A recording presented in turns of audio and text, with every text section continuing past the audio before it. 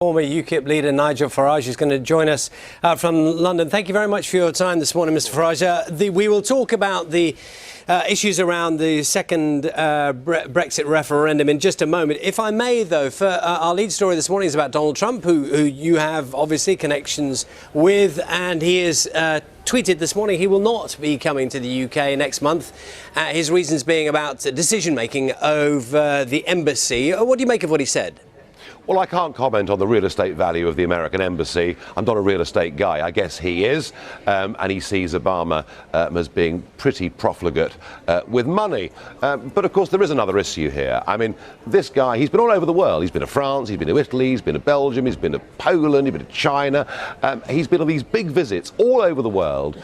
And yet here in this country, you know, we have a Labour Party who effectively want to ban him from the country and say that if he comes, there'll be mass street protests. And I just wonder whether he thinks, given the huge respect he has for this country, I wonder whether he thinks that perhaps would give a bad image.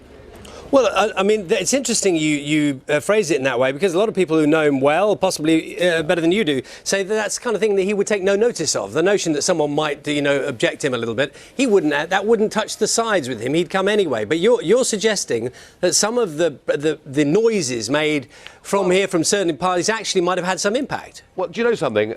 Even in France, with someone like President Macron, who's got completely different politics to Trump, but he was taken there on Bastille Day. He was treated with respect, as he has been all over the world, Saudi Arabia, China, and I just think the idea that the left in this country would stir up, 100,000 people on the streets of London. Maybe he's just thinking, hey, do you know what? We'll hang back a bit. And I'm sorry about it, because, come on, whether you like Trump or not, he's the most pro-British president we've had for a very long time. Do you think that means the state visits, which, as I understand it, although it's a little bit vague, that's still on, we understand, the full-on state visit for an undefined time in the future? You don't think that's affected? He will come at some point in time.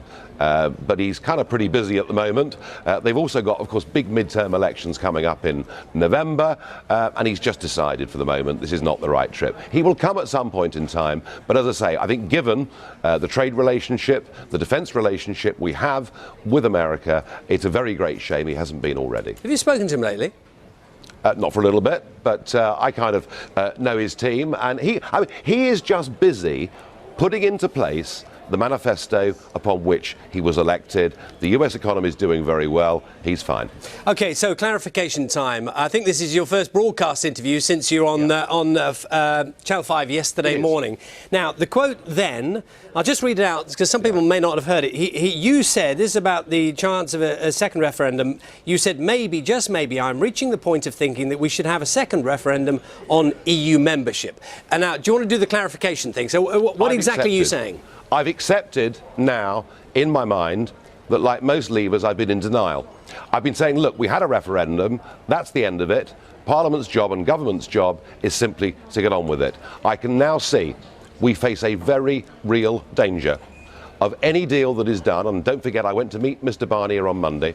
I can see any deal that is done, probably before the end of this year, being rejected by the House of Commons, being rejected by the House of Lords, and I fear that Parliament will attempt to impose a second referendum upon us. So if it's going to happen, rather than being in denial, I may as well accept that possibility and say to all Leave voters, this is a big wake-up call. This happened in Denmark, it's happened in Ireland, all over Europe. Rejection referendums have been rerun, and we on the Leave side need to be prepared for that eventuality. Well, you say you fear it. The implication of that is you fear it because you think you might lose it. No, I think we'd win it, and I think the arrogance of the EU negotiators is something that has pretty much upset the British people. Also, don't forget that Mr. Juncker, the Commission President, said in future all members of the European Union must join the euro and must join the European army. And I think, frankly, if we had a second referendum, I think the Leave side would win by a bigger majority, and that probably would end the argument for all time. I would much rather we weren't even having this debate.